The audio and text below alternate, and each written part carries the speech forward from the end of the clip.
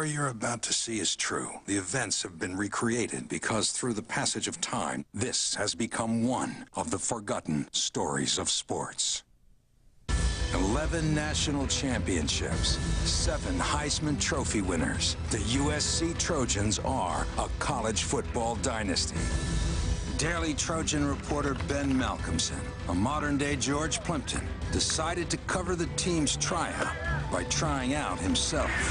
The light bulb went off, and I was like, wow, that would be a pretty cool story. But the scrawny 170-pound writer who hadn't put on the pad since the 5th grade would be taking on the toughest football players in the land. You scared? But to everyone's surprise, Ben's quest for a good story became the last thing he expected. He had something special about him. We just couldn't quite tell what it was at the time. A spot on the team. I don't think in his wildest dreams he imagined that it was going to turn out the way it did. Suddenly, the Cub reporter had become the story. My first reaction was, better check the calendar and find out if this is April Fool's Day.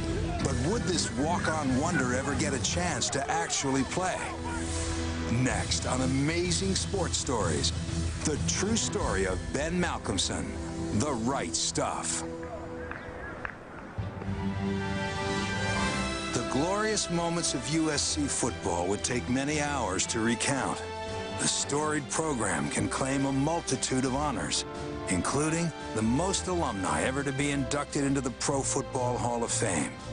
It is a program with an aura of victory. Back in the 70s, USC was the biggest thing going in terms of college football. So much success with the Rose Bowls, national championships here in Southern California. But there was a period through the 80s and the 90s where that had disappeared. Obviously, in the last 6 or 7 years under Pete Carroll, it's revived and it's surpassed anything that it was before. I think the last 7 years, we've probably won as much as anybody's ever won in college football. And we've done that for a number of reasons. And one of the big reasons is the caliber of players because of the way we recruit. There is no pro football in Los Angeles, so the college football players here have that kind of status. It's such a huge part of the culture. I didn't come to SC because of the football team, but once you step on the campus and once that fall semester begins, you get indoctrinated very quickly, and it's all about football for several weeks of your life. But Ben Malcolmson of Highland Park, Texas, enrolled at USC for the academics, not for the football. I had no connection with SC at all. So I'm from Texas. All I cared about were Texas schools.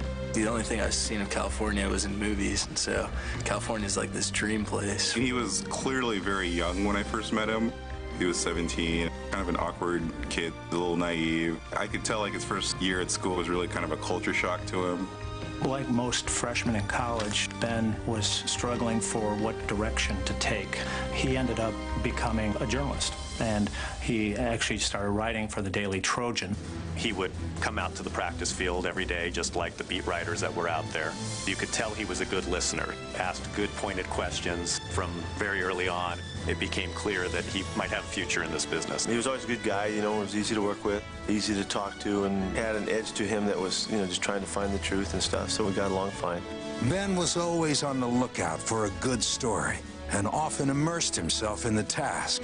He once shadowed Coach Carroll during a 14-hour workday and joined the women's cross-country team for a grueling run.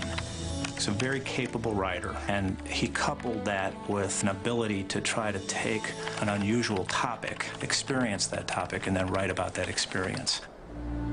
In the spring of 2006, his senior year, the Cub reporter found the perfect lead. I saw this ad. It said tryouts for the 2006 football team are happening next month. The light bulb went off, and I was like, wow, that would be a pretty cool story. It was matter of fact. Clearly, it wasn't aspirational. My thoughts initially were George Plimpton, Paper Lion, the classic story that everyone of my generation is very familiar with. George Plimpton and participatory journalism kind of got going there in terms of sports, and what Ben was doing was kind of a continuation of that. The last time I played was 5th grade. I hated it with a passion, just hated playing football because I hated getting beat up, but I'm just doing it for the story, so why not just go out and have some fun.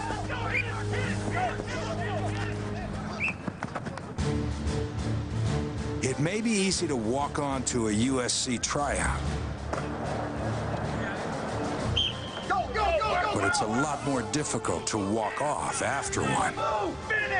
You go through cone drills and 40-yard dashes and catching passes and all that, and the coaches are right there yelling at you, so that was the coolest thing. Any student can try out, but few have the skills to survive the mental and physical tests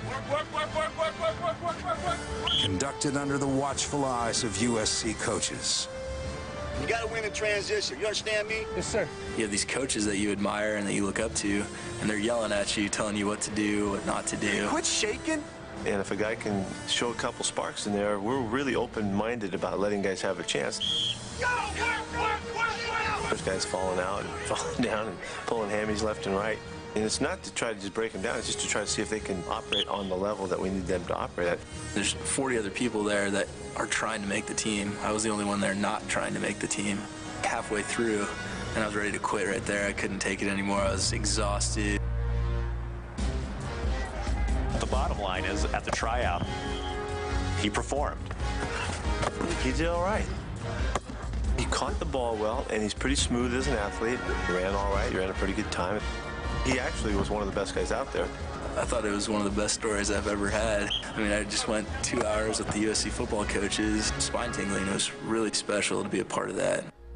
The article would wait till morning, while an exhausted Malcolmson returned home to a fraternity house full of excited friends.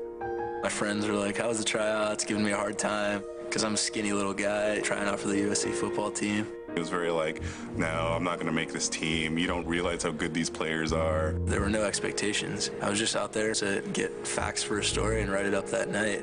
And then some of them started going, well, what if you actually make it? They were joking around, obviously.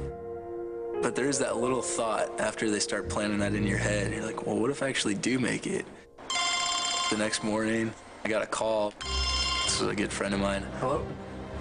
Hey, how's it going? Saying, did you try out for the football team?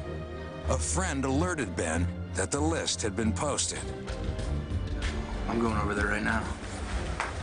Ben raced to Heritage Hall to see the list for himself. He wondered who had made the cut. Sure that he hadn't. It seemed Ben Malcolmson had done the impossible, earn a spot on USC's football team. But was it just a prank pulled on him by his frat brothers, or even Coach Carroll himself? After all, could a scrawny kid like Ben, who last played football in the 5th grade, actually make the USC team? Ben Malcolmson still couldn't believe it. The Daily Trojan sports reporter had tried out for the USC football team, looking for a fresh angle on an old story. Instead, he shocked them all when he made the roster. But was this just an elaborate prank? How could a skinny kid who hadn't played since the 5th grade hack it among the hardest hitters in the land? There was the list of 9 people who made the team, and I ran through it, and I was like, that's my name right there. And so I ran through it again, still saw my name, ran through it again. I probably ran through it 10 times looking at that sheet, just making sure that my name was right there. And it was. I made the team. And then right then, it just hit me. I couldn't breathe. I was just in shock. My first reaction was, better check the calendar and find out if this is April Fool's Day, because there's just no possibility, from my perspective, that he made the team. My dad didn't believe me for a week. I said, Ben, are you absolutely sure, or is Coach Carroll playing a joke on you? And I'd known him for a few years covering the team, and I thought he'd be a good prankster and pull that joke. Ben's first stop of the day was Coach Carroll's office to see if this was for real. I told him I didn't do this to write a story in the newspaper, and that I expected him to compete and battle and do like everybody else. But he was pumped up and eager just like any other kid would be. You know, he was really excited about the chance of playing football with us. It was no prank after all. The reporter had made the team. But it wasn't that simple for Malcolmson. He was a senior, due to graduate that spring, and he was already weighing several job offers. There were great opportunities for Ben at the time. He had done an internship at the Dallas Morning News, his hometown paper, and it was his dream to work there. I called my mom, hey, and I told her I don't know what to do. I was set to graduate in 2 months, move on, get a job. She's like, we got to do it. With his mother's encouragement, Ben agreed that the offer was too good to pass up. It was definitely a once-in-a-lifetime opportunity, and that was something that I remember we did talk about. I just decided, well, I've got to make the most of this. Applied to grad school, got into grad school. That was that. I was on the team. In the transition from writer to player, there would be plenty to learn. You're getting the USC helmet, you're putting pads on. That was an experience because I didn't know how to put pads on. So I looked to the guy to my right, I looked to the guy to my left, and see how they put their pads on, how they like buckle them up and everything. That's when I got nervous. That's when it started to hit me. 2 days until I start getting hit. 1 day until I start getting hit. 3 hours till I start getting hit. It clearly was frightening.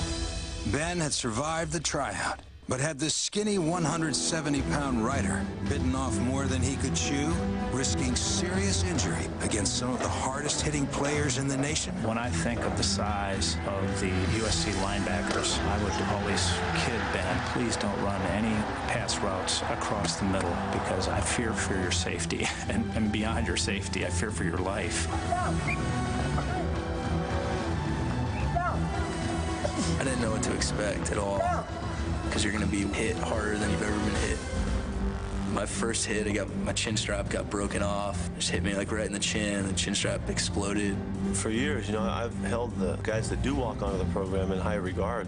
They're paying their way, and they're out here busting their tails with a bunch of guys that have come up a different way through their football careers, but they're expected to do what everybody else does.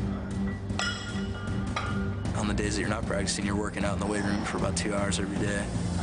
Those are killer. Pumping iron like you've never pumped iron before. Working out with a football team and taking like real football hits really took a toll on him. He'd come home and he would just be completely exhausted. Suddenly, life on campus was very different for the Trojans' unlikely walk-on. No longer the faceless reporter, Ben had captured the attention of the entire campus.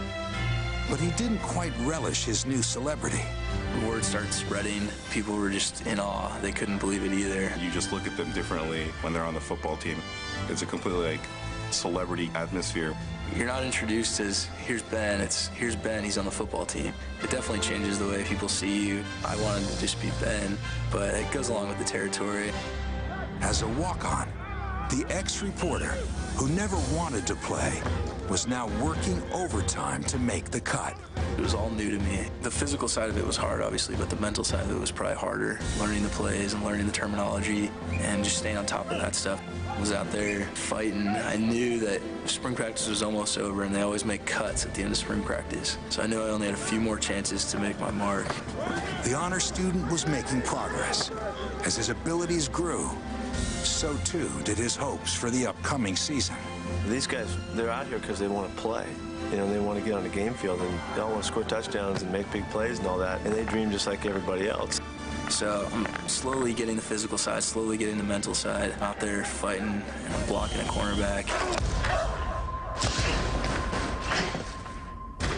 In an instant, Ben suffered a devastating injury, a dislocated shoulder. I felt so bad, He got hit and hit the ground, and landed on it wrong. That was heartbreaking. I started to believe that I could make this, and it was just like snap of the fingers, that dream just gets shattered. Doctors delivered the grim news. Surgery followed by months of rehab. The doctor said I would be out for 9 months. So 9 months from then would put me right after the bowl game, which means my season's over. He became real despondent. He really was looking forward to being associated with the team. We were all kind of curious, like, is he going to stay around? Is he going to stick with this? Yeah, sure. I wanted to be healthy again, but really I just wanted to be on the team again. After achieving a remarkable feat, Ben Malcolmson was dealt a crushing blow. Could Ben somehow prove the doctors wrong? Or would the walk-on give up and walk out? Reporter Ben Malcolmson suddenly found himself in the spotlight, a walk-on with USC's powerful football team. But his dream of making it onto the field for an actual game took a devastating blow when he suffered a painful injury. He now faced 9 months of intensive rehabilitation on his dislocated shoulder and a tough decision: stick with the team or set out for post-college life.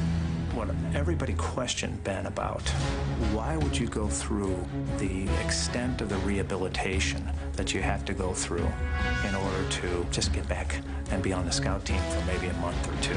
I can either just wallow in this injury and sort of pity myself and just enjoy the 3 weeks I had on the team, or I could fight back from this. He easily could have hung him up and said, nah, I'm just going to get well and forget about it. But he was determined, maybe more than ever, to show that he belonged. Ben was now focused on living up to the words of sports writer Owen Bird, who in 1912 had nicknamed the team the Trojans, because, as he wrote, no matter the situation, the odds, or the conditions, the competition must be carried on to the end, and those who strive must give all they have and never be weary in doing so. He was on a mission. He was definitely going to rehab all the time. And he was going to get back. What was really inspirational to a lot of us, especially to me, was that even as a walk-on, he stuck with it, and a lot of people definitely wouldn't have. That was really amazing to a lot of us. Ben was racing against the clock. He was determined to return to the team before the end of the season. The transformation from writer to player was now complete.